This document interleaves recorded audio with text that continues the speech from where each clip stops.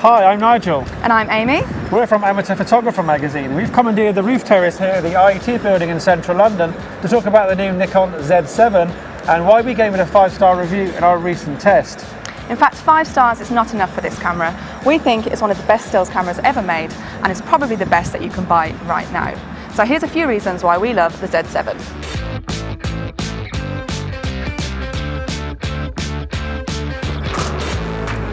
So we've got a model, Maxine, to help us demonstrate some of the features of the Z7, and the first thing I'm going to talk about is just the design and ergonomics of the camera, which will be instantly familiar if you're a high-end Nikon DSLR user, because all the controls are pretty much where you'd expect them to be.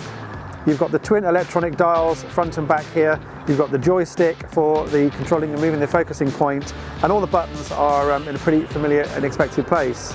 The camera is considerably smaller than the DSLR, obviously, than a camera like the D850, but it's not too small, unlike maybe some mirrorless cameras. It's still a reasonable size. You've got a decent sized hand grip, which means even if you're using fairly big lenses, it's still comfortable to hold. And the build quality, of course, is as you'd expect from Nikon. You've got a tough magnesium alloy body, and it's weather sealed to the same standard as the D850.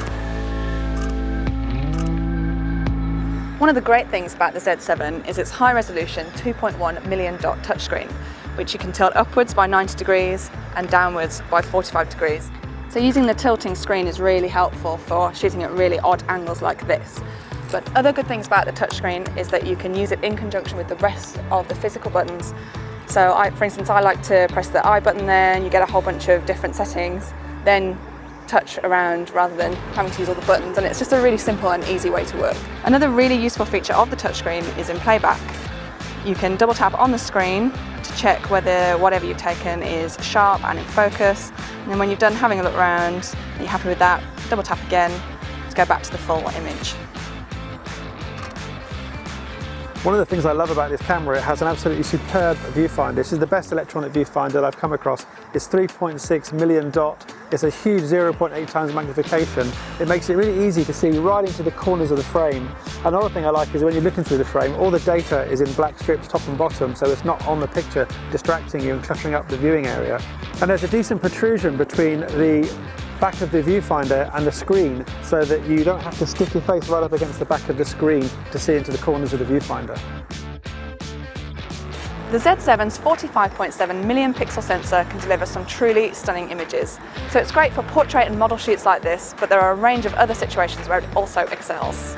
For instance, at low ISOs, it captures lots of detail, as well as a fantastic dynamic range, which allows you to extract detail from deep into the shadows during raw processing. At higher ISOs, noise is kept well under control. Raw files are great to work with in processing, giving you plenty of scope no matter the shooting situation. So one of the key benefits of the Z7 is the built-in 5-axis image stabilization, which even Nikon's own DSLRs don't have, and it's effective for up to 5 stops of extra benefit when using slow shutter speeds or long lenses, and also when you're shooting video. The Z7 uses on-chip phase detection for reliably fast and accurate autofocusing. So as you can see when we use a touchscreen, the focusing is super quick and accurate. No matter where you put the focus point, it's locking on really quickly and really accurately. What's also great is that there are 493 focus points across 90% of the frame. So you can be sure that pretty much whatever you want to focus on, you'll be able to do that.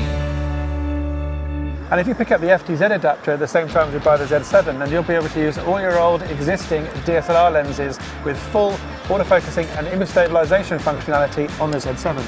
And if you've got even older lenses, the Z7 provides one of the best manual focusing experiences of any mirrorless camera. So those are just a few of the main reasons why we love the Nikon Z7, but there are even more that we didn't have time to show you in this video. You can find our full in-depth review at amateurphotographer.co.uk.